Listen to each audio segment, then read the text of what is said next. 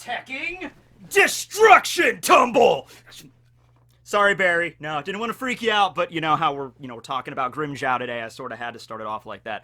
Okay, hey everybody, how you doing? Tekking here. And yes, in today's video, we will be discussing the 6th Espada, Grimmjow Jaegerjaquez. Oh yeah. But first, we have a word from our sponsors. Last month in Ukiura's video in February, I mentioned the Bleach Immortal Soul, the new mobile app game that's going to be released very soon. Well, it turns out soon is pretty much now, because the app will be released on March 26th.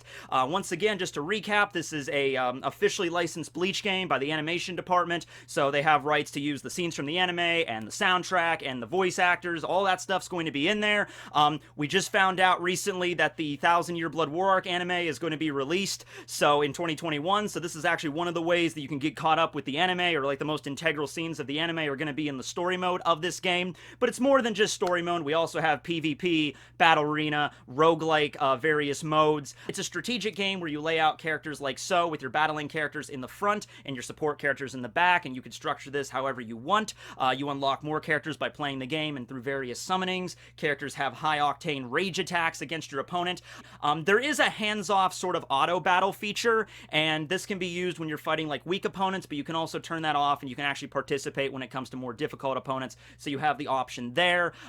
It's going to be released March 26th, as I said, for iOS and for Android. If you follow the link in the special code in the description, you can actually get a special kickoff prize when it is released, so that'll be coming up soon. A lot of Bleach stuff going on right now, so make sure to go check out Bleach Immortal Soul for the iOS and for the Android. Now, moving on, talking about the Sexta Espada. Yup.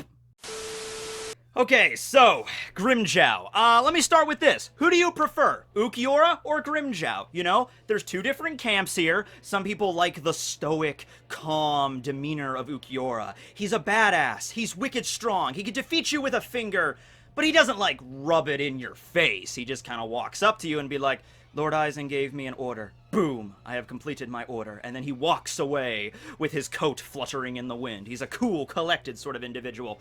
But then we get to Grimmjow, who's a little bit more, direct. It's like, hey, how you doing? Aizen said not to kill you, but hey, that's what I'm doing. Ha! You know, so that's what Grimmjow does. He's a lot of fun, to be introduced to in that way. Yes, Ukiura was the first major antagonist we had encountered during the Arrancar arc. I mean, Yami was there too, but, he's Yami. When they first showed up there, you got serious Vegeta Nappa vibes from, like, Dragon Ball, so it was pretty apparent to everybody that Ukiura was going to be way stronger than Yami, and you saw how easily he bounced Uehara's Benehime's attack off of him, so it was like, alright, this guy is seriously not to be messed with.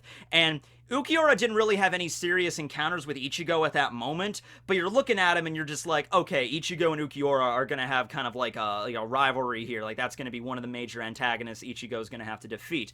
But the next one we get is when Grimmjow's Fraxione and himself invade the world of the living a couple of days later, and this is where we get into some serious shit, alright? Because Grimmjow is there, and he finds Rukia and Ichigo, and the battle is on, and so Ichigo actually gets to, test his mettle here. Keep in mind, his Bankai is relatively fresh in the, the reader's minds at this point, okay? He just got his Bankai at the end of the Soul Society arc. We don't have any Bount nonsense in the manga, so it's pretty much just like Ichigo's got his Bankai, fights against Byakuya.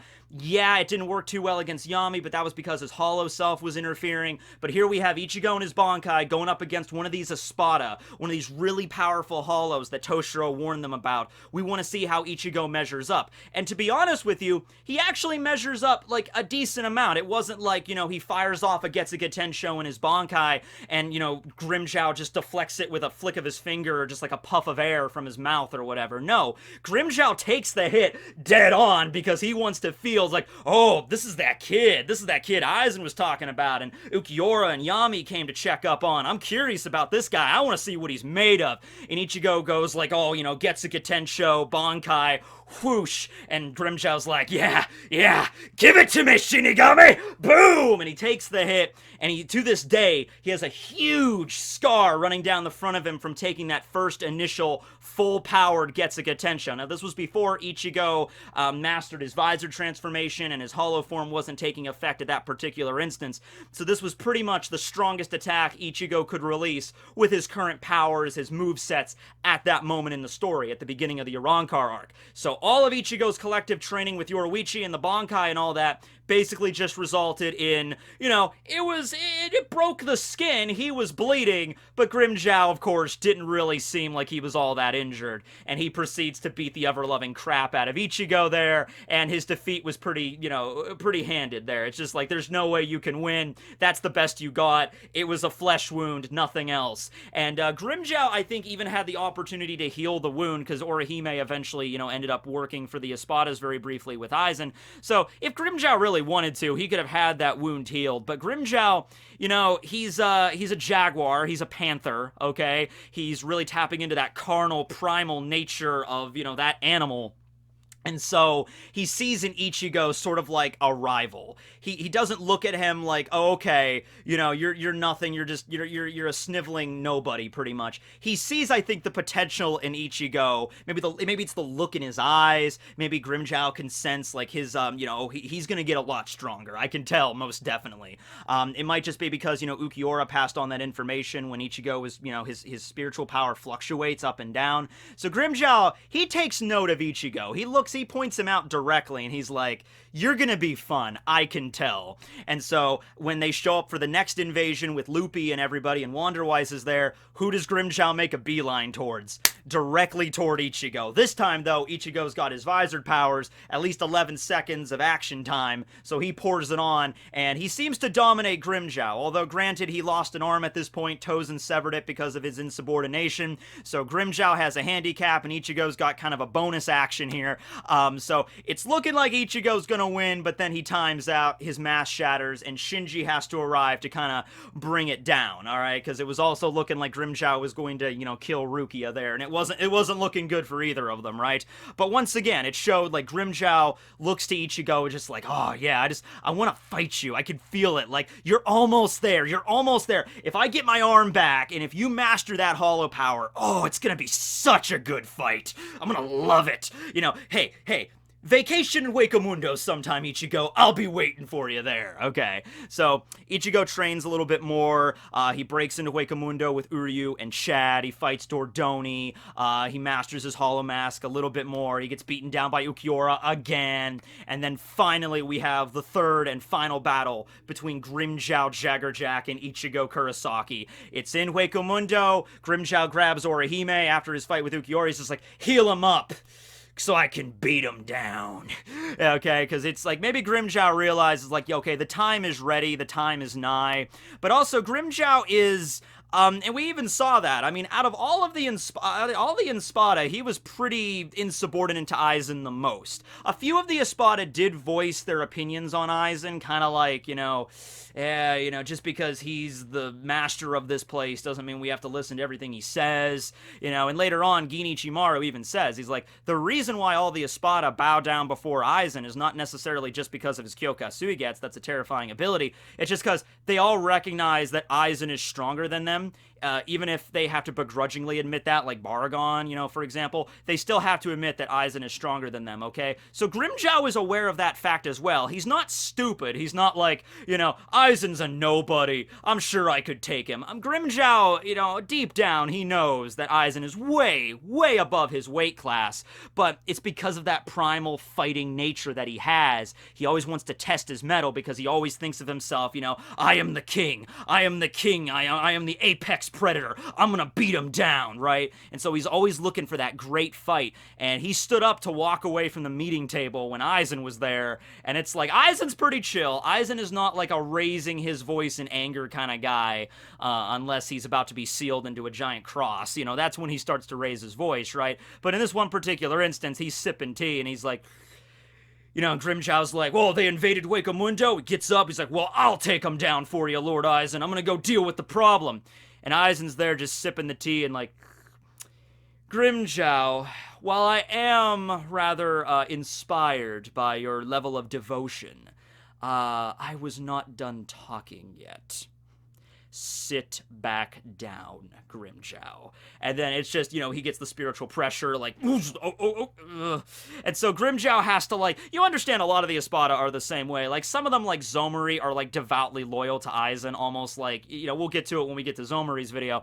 But when it came to Zomori, he viewed Aizen like his Christ figure, like his like supreme benefactor. A lot of the other Espada, though, were not like that. I mean, like Stark had some like a life debt to repay Aizen. He was really grateful to Aizen. But a lot of the other Espada, like Noitra and Grimmjow, they were like, we'll listen to him because he can kill us if we don't, but we don't want to. We don't like to. We're all very different kind of hollows. We don't like to be all pulled together and to just listen to this one guy's plan.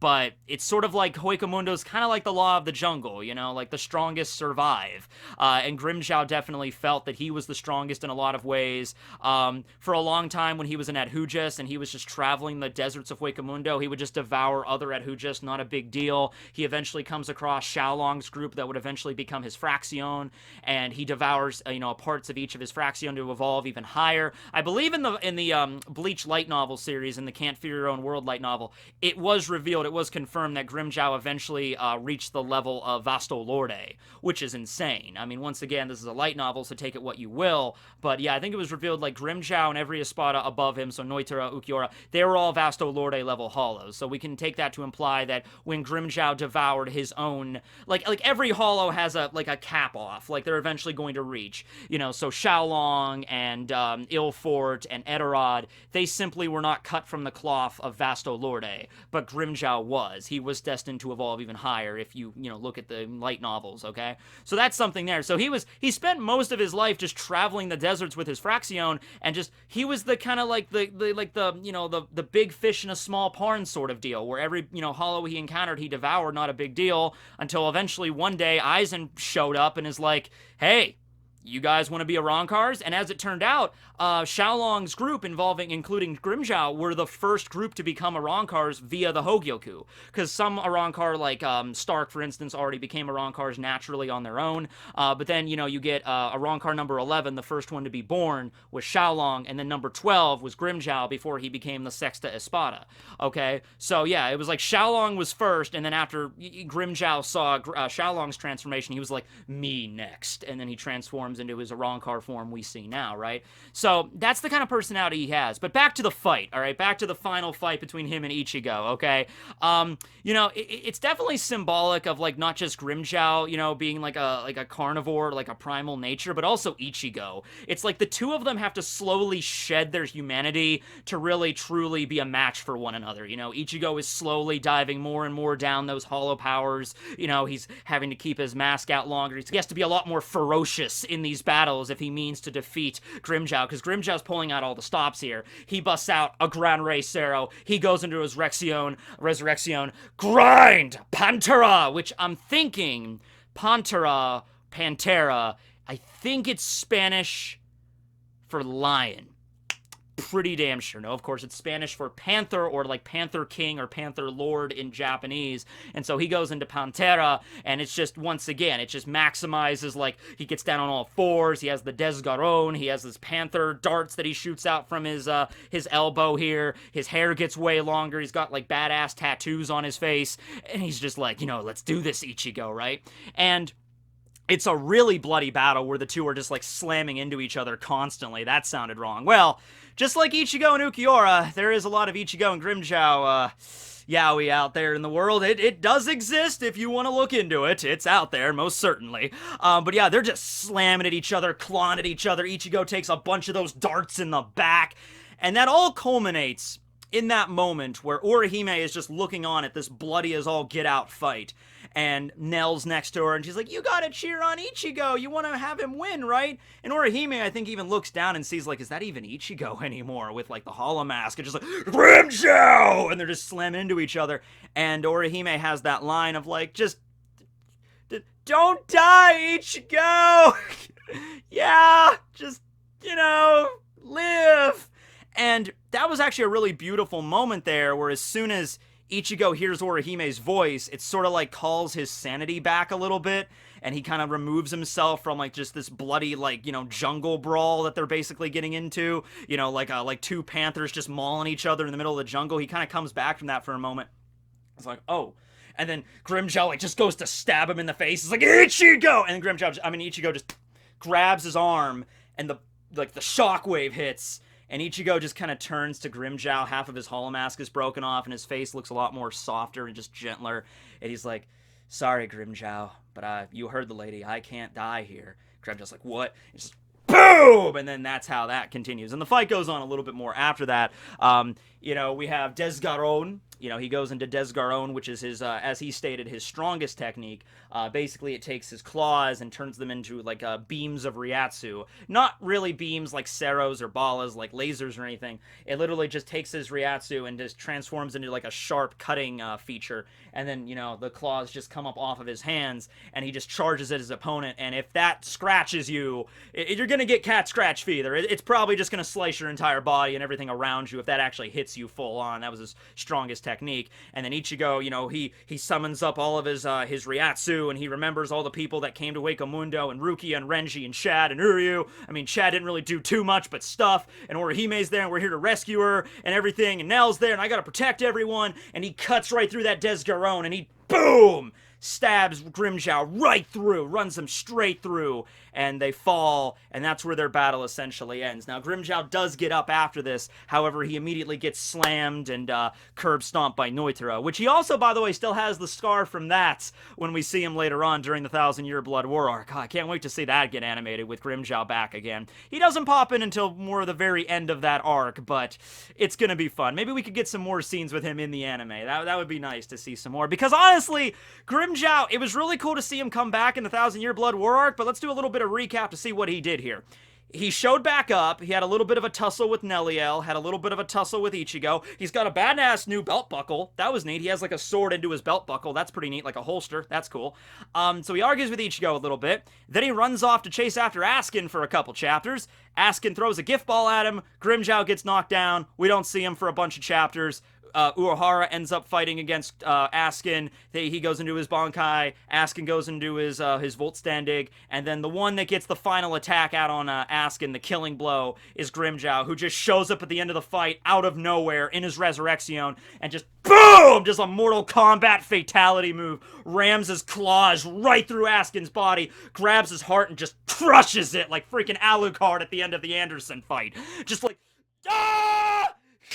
And he throws the heart on the ground. Askin is still alive because he's the death dealing. Death really isn't his thing. It's really hard for him to get dropped, and he's still talking, and Grimmjow just keeps like pounding the hole he made, like, "Why don't you die?"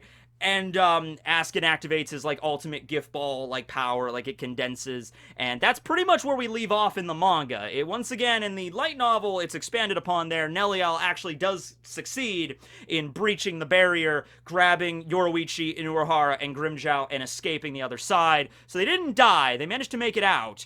But in the manga, it's not shown anyway. Like, that's just the last time we see Grimmjow, and Urahara, and Neliel, and Yoruichi in the entire series. That's what I'm saying. Like, when you're gonna do this 1,000-Year Blood War arc anime, please, you gotta have a scene with Grimmjow, Urahara at the end. Like, they made it out alive. And poor Neliel. What the hell did Neliel get to do? Neliel just went back into her busty adult form for a couple of chapters, and she jumped into a giant death ball barrier. That's all Neliel did in this final arc, right? We'll be getting to Neliel. We'll be doing her Espada video as well. Damn straight we're including her. I got a t-shirt from a fan that has Neliel on it. Yeah. So, yeah, but anyway, yeah, that's the last time we saw Grimmjow in the manga. Very, very disappointing, but it was cool to see him again. At least he was included. I gotta give Kubo that much. Obviously, I'm sure he had a few more things maybe involved there.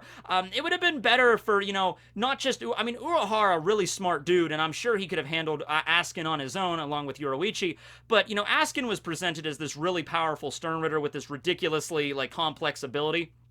So, in that particular instance, it would have been really cool to at least see maybe Urahara going over the battle plan with Grimmjow and Neliel beforehand, going over everything, like how the battle's going to go, and maybe getting some more action from Nell and Grimmjow in the Death Ball, all fighting together alongside Urahara and Yoruichi to bring down Askin once and for all, because he really was that much of a threat. You were kind of getting on the time crunch there near the end of the series, I get it, because, you understand, the battle with Askin ended chapter 666. 686, and Bleach ended in 686. So you had like 20 chapters left, and we still had the whole Yuha and Final Battle and Aizen thing to touch upon. So a lot of stuff fell by the wayside. That was one of them. Unfortunate, but at least we got to see Grimmjow with his new appearance and some new scars, and berating Ichigo again and having their little bit of a back and forth. That was really fun to see, right? So yes, Grimmjow now, like, what would he be doing, like, after everything is over? Honestly, I could see Grimmjow, he's a free spirit. He doesn't like to be tied down to any one place. He doesn't like to be, wearing his soldier uniform and taking duty, yes, Aizen, well, I will obey every word and every command you give me. That's not the kind of guy he is. So, he helped out Ichigo, or more likely, he probably just wanted to go see Ichigo again to get a chance to fight him.